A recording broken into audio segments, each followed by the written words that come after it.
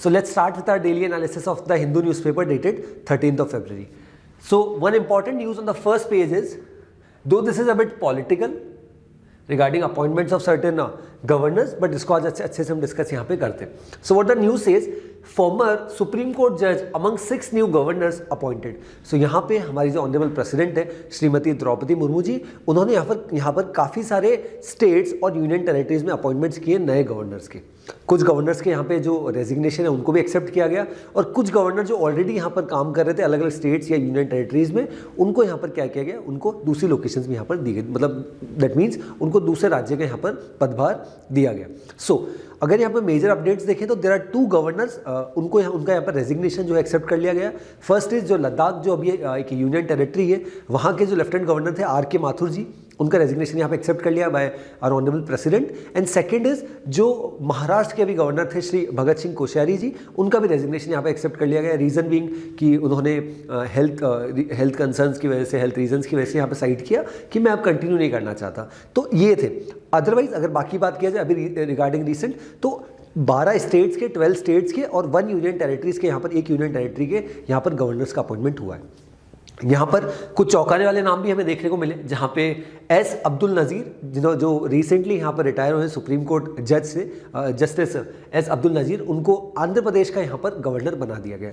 उसी के साथ साथ यहाँ पे लेफ्टिनेंट जनरल जो पटनायक जी है, जो अभी यहाँ पर अरुणाचल प्रदेश के जो गवर्नर थे, उनको लद्दाख का, क्योंकि लद्दाख में हम काफ़ी बार से देख रहे थे कि पिछले कुछ समय से स्पेशली सोनम वांगचुक जी के बारे में आपने सुना हो कि जिस तरीके से 3 इडियट्स मूवी पूरी उनके ऊपर बनी है, तो वो along with their certain political parties जो वहाँ की है लद्दाख की, वो बहुत प्रोटेस्ट कर रहे थे कि अभी जो गवर्नर है लेफ्टिनेंट जनरल आर के माथुर जी, उनको यहाँ पर हटा देना चाहिए, बिकॉज वो लोगों की जो समस्या है उनको यहाँ पर नहीं समझ पा रहे. और क्योंकि स्टेट्स में गवर्नर होते हैं और लेफ्टिनेंट यहाँ पे यूनियन टेरिटरी में लेफ्टिनेंट गवर्नर होते हैं, तो उनको, क्योंकि वो उस एरिया से बिलोंग नहीं करते, लद्दाख रीजन से, तो वहाँ की मूलभूत समस्याओं को नहीं समझ पा रहे. इसी वजह से अब यहाँ पे लेफ्टिनेंट जनरल पटनायक जी जो अरुणाचल प्रदेश के यहाँ पर गवर्नर थे, अब उनको यहाँ पे लद्दाख का कार्यभार दिया गया. इसी के साथ साथ बाकी कुछ लीडर्स का भी, और इसी के साथ साथ एक और सबसे बड़ा चौंकाने वाला नाम, दैट इज़ गुलाब चंद कटारिया जी, जो राजस्थान में वसुंधरा राजे जी के यहाँ पर बहुत खास माने जाते हैं. और पिछली सरकारों में जब बीजेपी यहाँ पर राजस्थान में स्टेट में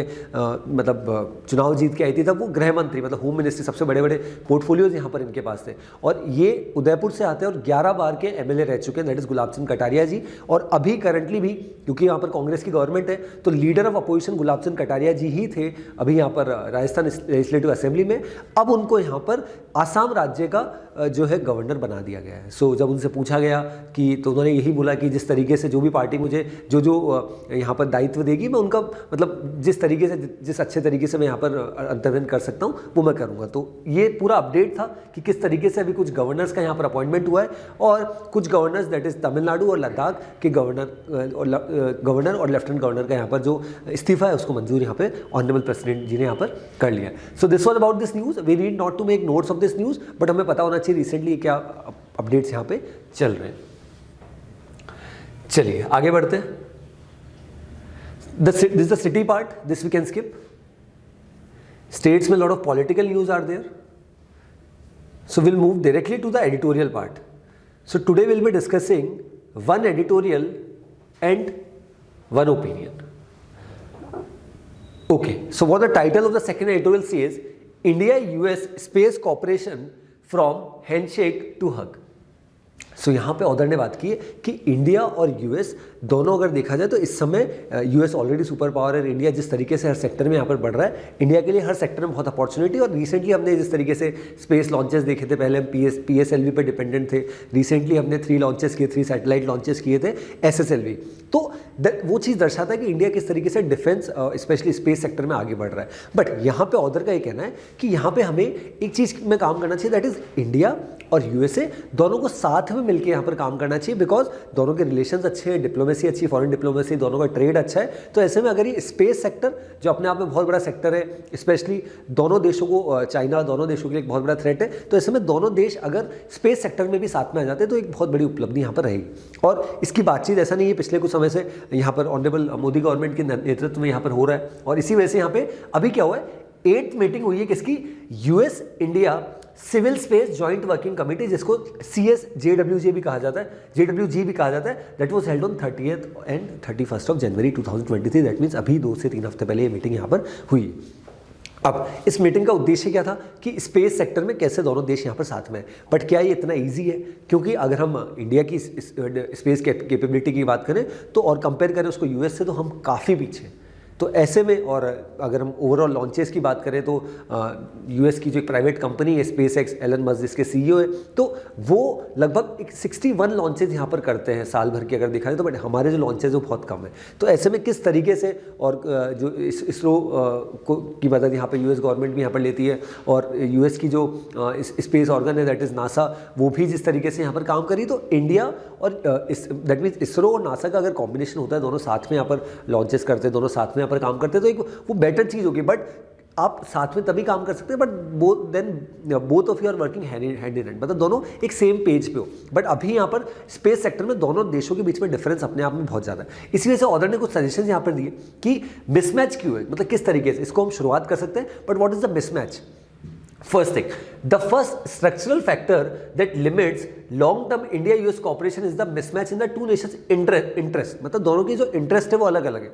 क्या इंटरेस्ट है? That is, the US has committed to returning to the moon. US का फोकस अभी मून पे है, and this time to say there for the long term. मतलब कहने का मतलब US का भी जो फोकस है वो मून पे है और वो उस पर काफी समय तक यहाँ पे काम करना चाहते हैं। But although the US and its partners stress the importance of maintaining capabilities in low Earth orbit, their ambitions are firmly set on the moon. ये मतलब कहने का मतलब क्योंकि दोनों में जो डिस्पैरिटीज है उनको यहां पर बताया गया।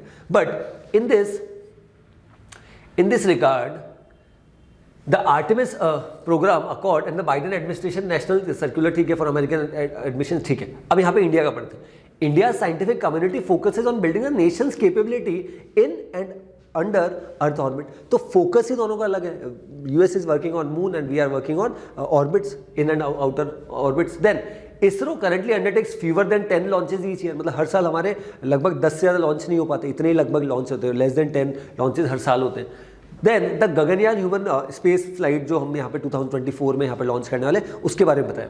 सेकेंड चीज़ यहाँ पे और चीज़ों के बारे में हाईलाइट किया कि दोनों देशों को यहाँ पर साथ में आने के लिए जो दोनों देशों को यहाँ पर साथ में आने के लिए कहीं ना कहीं दोनों के जो चैलेंजेस हैं, मतलब एक तरफ US जिस तरीके से मून पे काम कर रहा है, इंडिया का जिस तरीके से गगनयान मिशन ऑलरेडी यहाँ पर डिलेड चल रहा है, तो ऐसे में किस तरीके से दोनों देश के बीच में ये जो 8th मीटिंग यहाँ पर हुई है USCWG की, और किस तरीके से इसको रिलेशनशिप को और आगे बढ़ाया जा सकता है, उसके बारे में भी यहाँ पर ऑथर ने हाईलाइट किया। बट यहाँ पे से 60 सैटेलाइट्स के बारे में मैंने आपको ऑलरेडी बताया किस तरीके से SpaceX जिस दिशा में यहाँ पर काम कर रहा है, और इवन दोनों देश कॉपरेट करना चाहते हैं। और कुछ यहाँ पे सॉल्यूशंस भी दिए कि किस तरीके से ऑथर ने कुछ सॉल्यूशंस दिए कि नासा और इसरो का जॉइंट वेंचर जिस तरीके से निसार सैटेलाइट्स यहाँ पर लॉन्च किए जाए, जिसकी पहले भी हमने डिस्कशन यहाँ पर किया है, उसको ऑथर ने यहाँ पर निसार मिशन की यहाँ पर बात की गई। अलॉन्ग विद दिस कि किस तरीके से दोनों देश in terms of corporation her sector में यहाँ पर आगे बढ़ रहे हैं। तो इसमें साथ में आके बातचीत करके कि कैसे स्पेस सेक्टर में हम better understanding point of view से यहाँ पर बढ़ सकें, और दोनों का के जो कह सकते हैं लॉन्ग टर्म एम्बिशंस है, शॉर्ट टर्म एम्बिशंस है, उनको कहीं ना कहीं एक सिंक में लाके हम आगे बढ़ सकते हैं, ऐसा ऑथर ने यहाँ पर सजेस्ट किया है। So this was about this whole editorial wherein the author has talked about the space sector and the relationship between, or if there is any possibility of I should say a more robust mechanism between India and USA with respect to space organ, उसके बारे में यहाँ पर बताया गया। Then second opinion पढ़ लेते हैं। What the title says, cyclical troubles, Pakistan pins its hopes on another IMF bailout to stave off the economic crisis. So Pakistan की आज अगर हम स्थिति देखें तो पाकिस्तान की जो फॉरेन रिजर्व है there are less than $3 billion. ऐसे में वहाँ पे आप कह सकते हैं हर चीज़ के लिए वहाँ पर भुखमरी है, वहाँ तेल की कमी है, पेट्रोल डीजल वहाँ पे नहीं मिल रहे, और आटे के लिए हम देख रहे हैं कितनी किल्लत है, और इवन वेजिटेबल्स, और इवन आप सभी चीज़ देख लीजिए, इन्फ्लेशन जो है रिकॉर्ड यहाँ पे मोर देन 25% यहाँ पे बढ़ चुका है। लगभग अगर हम पिछले 50 साल की बात करें तो इतना इन्फ्लेशन पाकिस्तान में कभी भी नहीं था। आज की स्थिति क्या है? अभी IMF की एक पूरी टीम यहाँ पर डेलीगेशन यहाँ पर पाकिस्तान आया था, इस्लामाबाद आया था, लगभग उन्होंने 8 से 9 दिन वहाँ पे चर्चाएं करी। बट जो लूप होल्स है, क्योंकि अल्टीमेटली IMF यहाँ पर पैसा दे रहा है तो IMF को ये है कि मुझे पैसा रिटर्न मिले, बट पाकिस्तान यहाँ पे क्या कर रहा है, पाकिस्तान की जो अलग अलग गवर्नमेंट यहाँ पर रही है उन्होंने लोगों के बेनिफिट के लिए, दैट मीन्स उन्होंने फ्री ऑफ कॉस्ट सब्सिडीज़ यहाँ पर प्रोवाइड करी, बहुत सारे यहाँ पर कह सकते हैं कि फ्रीबीज़ यहाँ पर बांटे। तो उसका अल्टीमेट इम्पैक्ट ये हो रहा है कि पाकिस्तान यहाँ पर लोन का रीपेमेंट यहाँ पर नहीं कर पा रहा और जो उनकी किस्त है या उनके इंटरेस्ट है वो भी यहाँ पर पेंडिंग है। तो इसी वजह से यहाँ पर एक बहुत बड़ा चैलेंजिंग सिचुएशन है कैसे पाकिस्तान इस करंट सिचुएशन को यहाँ पर कोप अप कर पाएगा। पाकिस्तान की अगर यहाँ जो पूरी बातचीत हो रही है कि लगभग $7 बिलियन की यहाँ पर एड दिया जा सकता है, इसका फर्स्ट जो ट्रांच है IMF $1.1 बिलियन का यहाँ पर दे सकता है। बट अभी यहाँ पर करंट स्थिति अगर देखते हैं तो IMF की टीम फिर से वापस US जा चुकी है, उनकी तरफ से कोई एश्योरेंसेज यहाँ पर नहीं दिए गए। बट दो अगर पाकिस्तानी ऑफिशियल से यहाँ पर पूछा जाए तो बोलते कि नहीं हमारी बात हो चुकी है और डेफिनेटली हमें यहाँ पर जल्द से जल्द बेल आउट पैकेज यहाँ पर मिल जाएगा ताकि हम हमारे देश की जो LCs है उनको यहाँ पर छुड़वा पाएंगे और जो पोर्ट्स कंटेनर्स हमारे यहाँ पे पोर्ट्स में यहाँ पर रखे हैं बंदरगाह पे उनको छुड़ा पाएंगे। बट ऐसा हो नहीं पा रहा अभी तक की स्थिति अगर देखा जाए। और ऐसे में यहाँ पर IMF की अगर हम बात करें तो IMF ने पहले आते ही यहाँ पे जैसे ही वहाँ पे पाकिस्तान में है तो बहुत सारी चीज़ें यहाँ पर बताई कि आप जो सब्सिडीज़ है उनको बंद करें, वेव आउट करो और लोगों के ऊपर एडिशनल बर्डन डालो। तो उन सब के 170 बिलियन रुपीज़ का यहाँ पर बर्डन यहाँ पर ऑलरेडी डाल दिया गया है, इसका पाकिस्तानी गवर्नमेंट ने भी अनाउंसमेंट किया है। तो ऐसे में किस तरीके से ये पाकिस्तान के लिए जो फाइनेंशियल स्ट्रिंजेंसी यहाँ पर वो फेस कर रहे हैं, कैसे इसको कोप अप करेंगे, वो अल्टीमेटली बहुत बड़ा चैलेंज है। इसी वजह से यहाँ पर साइक्लिकल इसलिए बोला गया कि because this is basically vicious cycle. आप अभी लोन ले लेंगे पर उसका रीपेमेंट कैसे करेंगे, और आपका एक महीने का आने वाले समय में अगर डेट देखें तो वो भी लगभग पाकिस्तान का $3.9 बिलियन है। तो ऐसे में आप और यहाँ पे डेट ले लेंगे और शॉर्ट टर्म आपकी जो इश्यूज है उसको सॉल्व कर देंगे, बट जो लॉन्ग टर्म आपके जो रीपेमेंट है, आपको वापस जो फर्दर इंटरेस्ट का रीपेमेंट करना है वो आप कैसे करेंगे। So that is a major challenge which is currently being posed in Pakistan कि कैसे अपनी इकोनॉमी को यहाँ पर रिवाइव किया जाए। इसी वजह से ऑर्डर ने सारी जो IMF का पैकेज है, बेल आउट IMF देगा नहीं देगा, क्या पॉसिबिलिटीज़ है, उन सब के बारे में यहाँ पर बताया है, along with the fiscal crisis जो यहाँ पे पाकिस्तान फेस कर रहा है। चलिए, then today will be discussing two explain. First is about the recent appointment, और जिसकी वजह से यहाँ पर कंट्रोवर्सी काफी हुई, that is the saga of appointing justice Victoria Gowri. सो यहाँ पे क्या हुआ है कि जस्टिस विक्टोरिया गौरी जी, जिनको मद्रास हाई कोर्ट में एज एन एडिशनल जज यहाँ पे अपॉइंट कर दिया गया, तो उसके बाद ये कंट्रोवर्सी हुआ क्या। बेसिकली यहाँ पर रिकमेंडेशन कौन करता है, रिकमेंडेशन अगर सुप्रीम कोर्ट की बात की जाए, सुप्रीम कोर्ट के जजेस की बात की जाए, तो सुप्रीम कोर्ट कलेजियम होता है जो 5 मेंबर कमेटी होती है, जिसको हेड हमारे ऑनरेबल CJI जो अभी है ऑनरेबल DY चंद्रचूड़ जी वो करते हैं। और वही अगर हाई कोर्ट्स की बात की जाए तो 3 मेंबर जो कलेजियम होता है सुप्रीम कोर्ट का, जो सीनियर मोस्ट जजेस होते हैं वो रिकमेंड करते हैं। यहाँ पे क्या हुआ, ये मद्रास का केस है जहाँ पे विक्टोरिया गौरी जी, उनका रिकमेंडेशन को यहाँ पर उनको रिकमेंड किया गया 17 जनवरी को, और उसके बाद ये पूरी कॉन्ट्रोवर्सी यहाँ पर आई।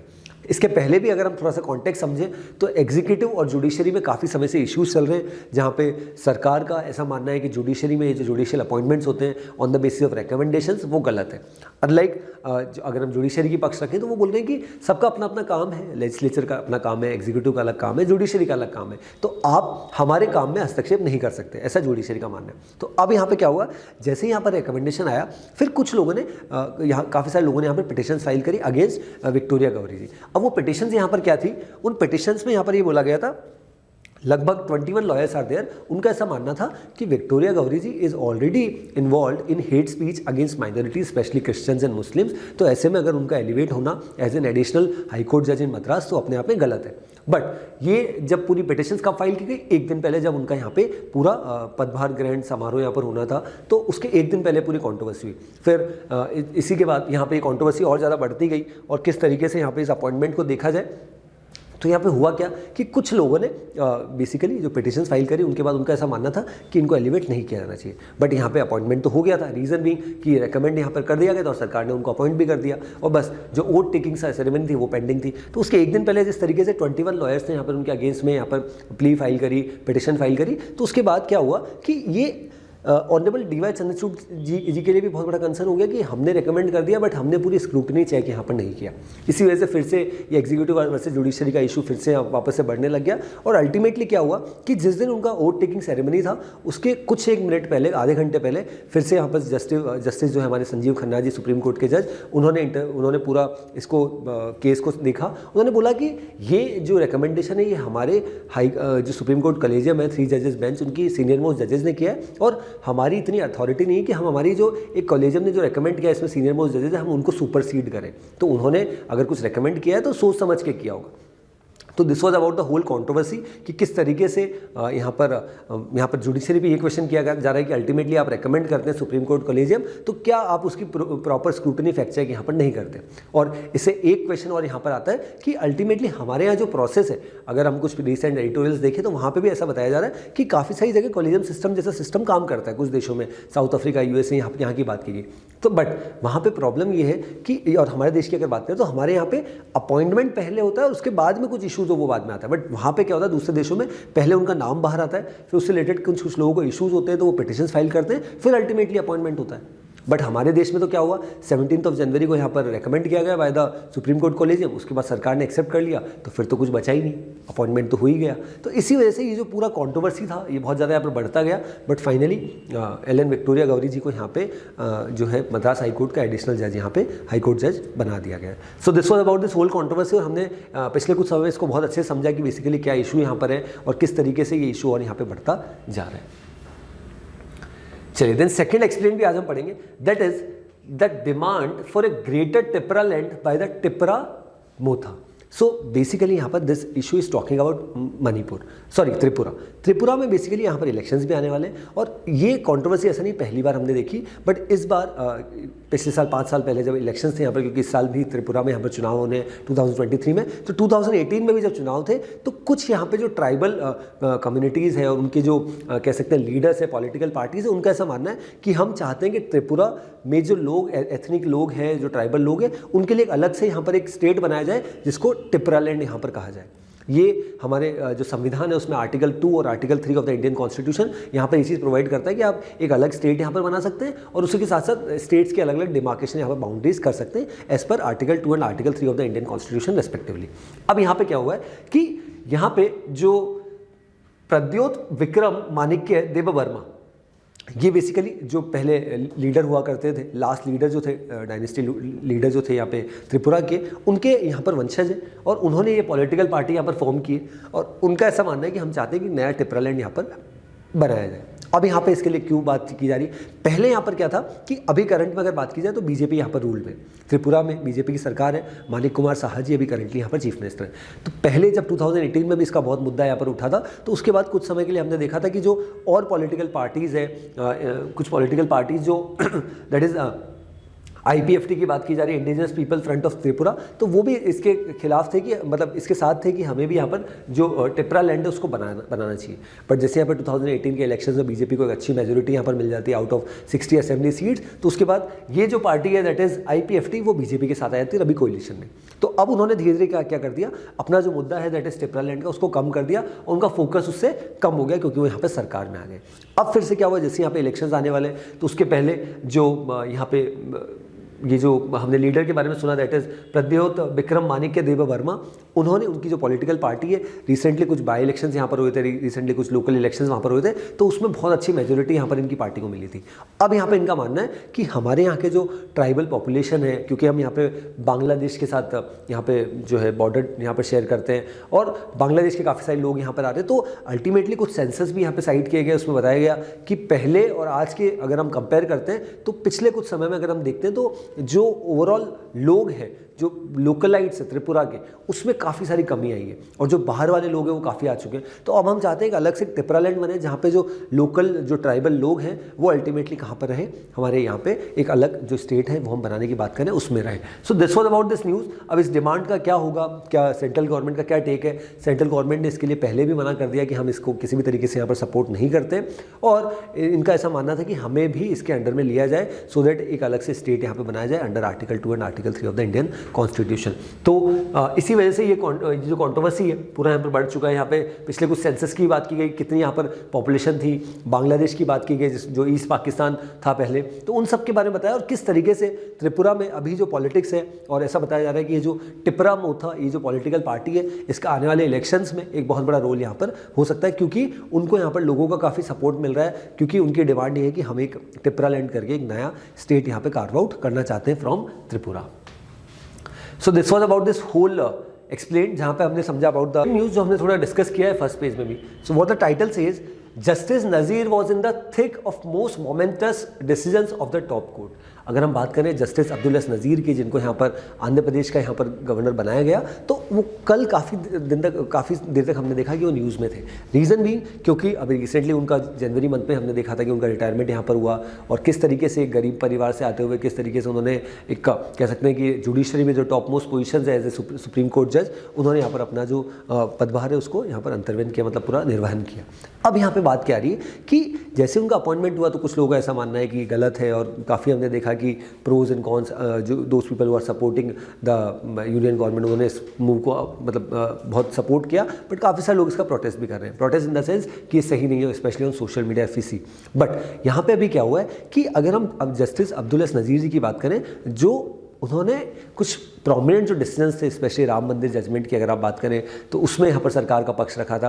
रिसेंटली आपने देखा होगा डीमोनेटाइजेशन के ऊपर जो रूलिंग हुई थी सुप्रीम कोर्ट की इन द लास्ट मंथ, हमने देखा जनवरी 2023 में, जहाँ पे 4:1 की मेजोरिटी यहाँ पर बीजेपी गवर्नमेंट को, यूनियन गवर्नमेंट को मिला था, और उनका ये मानना था कि ये जो स्टेप था वो सरकार ने बिल्कुल सही लिया था, कीपिंग इन माइंड जो सिचुएशन थी। तो उस जज, कॉन्स्टिट्यूशनल जज में भी जो 5 जज बेंच थी उसमें भी यहाँ पे जो है अब्दुल हसन नज़ीर जी यहाँ पर बैठे थे। तो इसी वजह से किस तरीके से वो एक पॉपुलर चेहरा यहाँ पर थे, स्पेशली इस तरीके से उन्होंने जुडिशरी में काफ़ी अपना रोल यहाँ पर अदा किया। इसी वजह से यहाँ पर सरकार ने उनको एक एलिवेट करते हुए, प्रमोशन करते हुए, दो ही बीइंग रिटायर्ड फ्रॉम जुडिशरी, उनको एक राज्य का, दैट इज आंध्र प्रदेश का, जो साउदर्न स्टेट है हमारे देश का, उसका यहाँ पर गवर्नर नियुक्त किया है। So this was about this news कि Abdul Hasan Nazeer ji, as you can see in the photograph itself, जो रिसेंटली यहाँ पर रिटायर हुए एज ए सुप्रीम कोर्ट जज।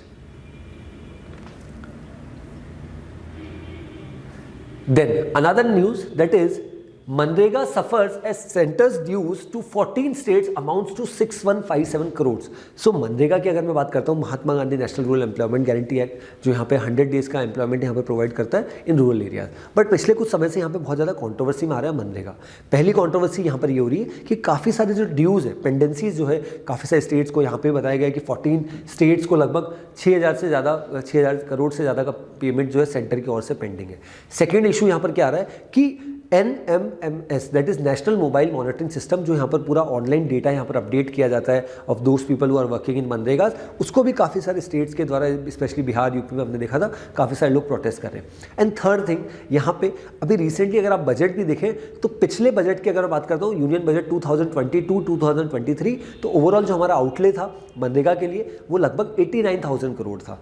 अब उसको रिड्यूस करके जो बजट है हमारा 2023-2024 के लिए, उसमें जो है बजट में हमारा मनरेगा का जो कॉर्पस है उसको कम करके 60,000 करोड़ कर दिया गया। तो इसी वजह से यहाँ पे काफ़ी सारे लोग प्रोटेस्ट भी कर रहे हैं कि overall, as you can see, मनरेगा वर्कर रिसेंटली स्टेज है protesting road Tamil Nadu seeking payment of pending wages. तो काफ़ी सारे इशूज़ है। इस पूरी न्यूज़ में नेशनल मोबाइल मॉनिटरिंग सिस्टम के बारे में बताया गया कि यहाँ पे जिस तरीके से मोबाइल सिस्टम यहाँ पे लाया गया NMMS, उसकी वजह से क्या इशूज़ आ रहे हैं। देन मनरेगाज में जो हमारी पेंडेंसीज है इन टर्म्स ऑफ पेमेंट, वो बकाया है, तो वो सरकार जल्द से जल्द रिलीज़ करे। तो उन सब की वजह से यहाँ पे काफ़ी सारे लोग प्रोटेस्ट कर रहे हैं, और as you can see in the photograph itself कि तमिलनाडु में प्रोटेस्ट यहाँ पे किया जा रहा है। सो मनरेगा एज अ टॉपिक हमें पता होना चाहिए कब आया था और किस तरीके से भी रिसेंटली यहाँ पर ये कंट्रोवर्सी में बढ़ता जा रहा है। चलिए, then on the world section, first news, after 2 downings US jet shoots down new mystery object over Canada. So जब से हमने देखा कि यहाँ पे US ने जो चाइना का जो क्लेम किया जा रहा है, चाइना के द्वारा एक स्पाई बलून जो मोंटेना, जो US की ऑलरेडी स्ट्रेटेजिक लोकेशन है इन टर्म्स ऑफ डिफेंस, तो उसको यहाँ पर शॉट डाउन कर दिया गया। जैसे ही यहाँ पर चाइना US के द्वारा जो फाइटर जेट के द्वारा इसको शॉट डाउन कर दिया गया, तो उसके बाद चाइना ने बोला कि ये कहीं ना कहीं US के द्वारा एक बहुत गलत स्टेप लिया गया, और basically US is over reacting in this particular scenario जो यहाँ पर हुआ है। तो अब यहाँ पे क्या हुआ, उसके बाद ऐसे 2 इंस्टांसेस हमें देखने को मिले जहाँ पे ऐसे ही कुछ बलून्स यहाँ पे अलग अलग लोकेशंस पे देखने को मिले। So this news is basically about Canada, जहाँ पे कनाडा में भी ऐसे कुछ यहाँ पे देखने को मिला, ऐसे कुछ एक बलून, और हालांकि उसके बारे में अभी तक पता नहीं चल पाया कि बेसिकली वो कहाँ से आया और क्या उसको ट्रेस नहीं कर पाया। बट US ने क्या किया, उसको भी यहाँ पर शॉट डाउन कर दिया गया। इसकी जानकारी as you can see photograph कि जस्टिन ट्रूडो जो है उन्होंने इसकी जानकारी दी, और basically after 2 downings US jet shoots down new mystery object over Canada. तो हमें ये पता नहीं चल रहा है बेसिकली क्या मिस्ट्री ऑब्जेक्ट है, ये क्या है, बट अल्टीमेटली उसको US ने क्या कर दिया, शॉट डाउन कर दिया। अगर हम इस न्यूज़ को पढ़ रहे हैं तो रिसेंटली हमने लगभग 7 से 10 दिन पहले बहुत अच्छे से यहाँ पर एनालिसिस किया कि जो चाइना जो क्लेम कर रहा था, दैट इज़ जिनका सिविलियन वेदर के लिए एक बलून था, और वो गलती से वेस्टर्न विंड्स की वजह से USA में चले गया। तो उसके उसके बाद यूएस ने जिस तरीके से पहले यूएस ने बोला था कि हम इसको नहीं बस्ट करना चाहते, रीज़न बीइंग जो उसका डेब्रिस रहेगा, उसका जो मलबा रहेगा वो नीचे गिरेगा, उससे लोगों के ऊपर अटैक हो सकता है और लोगों को इससे क्षति हो सकती है। बट फाइनली बाद में डिसीजन लिया गया कि उसको शॉट डाउन कर दिया गया। उसके बाद जो चाइना है उसने काफ़ी इसको अपोज किया on different platforms. So this was about this news. और इवन जब यहाँ पे यूएस ने इस चीज़ को के लिए बातचीत करने की कोशिश की चाइना से, तब चाइना ने यहाँ पर ईजिली यहाँ पर उनसे बातचीत भी नहीं करी रिगार्डिंग दिस सिविलियन जो एयर बलून को यहाँ पर शॉट किया गया। Then next news, Turkey detains building contractors as earthquake death toll surpasses 33,000। सो यहाँ पे टर्की और सीरिया में ये जो अटैक आया और जो अर्थक्वेक हुआ है और अर्थक्वेक की वजह से यहाँ पर लगभग मोर देन 33,000 लोगों के यहाँ पर जान जा चुकी है। इस अर्थक्वेक की अगर बात की जाए तो 7.8 मैग्नीट्यूड का यहाँ पर ये अर्थक्वेक रहा और ये इतना डेडली था कि मोर देन 20,000 बिल्डिंग्स जो है यहाँ पे जो टर्की में वो यहाँ पर नेस्तनाबूद हो गई, बिल्कुल यहाँ पर तबाह हो गई। अब यहाँ पे काफ़ी सारे देश यहाँ पे आ रहे हैं। इंडिया ने अपना रिसेंटली हमने देखा था 7th जो C-17 ग्लोब मास्टर हमारा एयरक्राफ्ट है वो यहाँ पर भेजा, मेडिकल सप्लाईज़ और हर पैरामेडिकल स्टाफ, NDRF की टीम, सारी चीज़ें यहाँ पर भेजी गई और हम हर तरफ से यहाँ पे मदद कर रहे हैं अंडर ऑपरेशन दोस्त टर्की को। एज ए ह्यूमैनिटेरियन असिस्टेंस की टर्की में ये बहुत बड़ी यहाँ पर कह सकते हैं तबाही यहाँ पर आई है और उसमें इंडिया यहाँ पर सपोर्ट कर रहा है। दो हमें ऑलरेडी पता है, हमने पहले भी डिस्कस किया है कि इंडिया और टर्की के टेस्ट रिलेशंस नहीं है। टर्की बार बार समय समय पर जो इशूज़ है रिलेटिंग टू POK और जो कश्मीर की बात है उसको बार बार उठाता है और जो पाकिस्तान जो बार बार राग अलापता है कश्मीर का उसको रिआइट्रेट करता है, उसको सपोर्ट करता है। बट फिर भी आज जब टर्की में स्थिति ख़राब थी और उन्हें ज़रूरत थी तो India was among the first few countries जो वहाँ पे गया, उन्होंने सपोर्ट किया। अब यहाँ पे क्या हो रहा है कि जैसे यहाँ पे इतनी सारी बिल्डिंग्स का डिमोलिशन हुआ, बिल्डिंग्स यहाँ पर टूट गई, नॉट डिमोलिशन हुआ, बिल्डिंग्स टूट गई बिकॉज ऑफ दिस कैलामिटी, तो उसके बाद यहाँ पे जो टर्की की जो गवर्नमेंट है वो यहाँ पे कुछ कॉन्ट्रैक्टर्स के ऊपर गाज गिरा रही है। उनका ऐसा मानना है कि आपने जो बिल्डिंग का कंस्ट्रक्शन है वो प्रॉपर तरीके से नहीं किया, इसी वजह से यहाँ पे एक अर्थक्वेक की वजह से इतना ज़्यादा डेडली यहाँ पर ये बिल्डिंग जो है टूट गई। उसी वजह से क्योंकि यहाँ पर ये जो अर्थक्वेक आया ये मॉर्निंग में आया, 4:15 बजे आया, तो लोग अपने घरों में सो रहे थे, उन्हें ध्यान भी नहीं था और इसी वजह से एकदम जैसे ही अर्थक्वेक आया तो बिल्डिंग्स की बिल्डिंग्स गिर गई और इसमें लगभग मोर देन 33,000 लोगों की यहाँ पर जान चली गई है। और अभी यहाँ पर लोगों के लिए जो राहत बचाव कार्य है उसमें बहुत मुश्किलें आ रही है, स्पेशली रीज़न बीइंग कि वहाँ पर बहुत ठंड है और ऐसे में यहाँ पर सभी के लिए वहाँ पर काम करना रेस्क्यू टीम के लिए बहुत मुश्किल हो रहा है। बट ऐसे में काफ़ी सारे कंट्रीज़ यहाँ पर आगे आ रहे हैं और इंक्लूडिंग इंडिया, और जो वहाँ पे कोशिश कर रहे हैं कि टर्की में ये जो कहीं ना कहीं नेचुरल कैलामिटी की वजह से जो इश्यूज आए उनको जल्द से जल्द यहाँ पे ओवरकम कर लिया जा सके और ज़्यादा से ज़्यादा लोगों की यहाँ पर जान बचाई जा सके जो यहाँ पे मलबे में अभी फंसे हैं। सो this was about this news कि यहाँ पर बेसिकली टर्की में क्या हुआ है। So herein I conclude with today's session wherein we had discussed a lot of national international news and along with the news about the recent appointment of governors. I hope the session was insightful. If you like the video, do hit the like button, and if you have any suggestion for us, do let us know in the comment section of this video. So that's all from my side.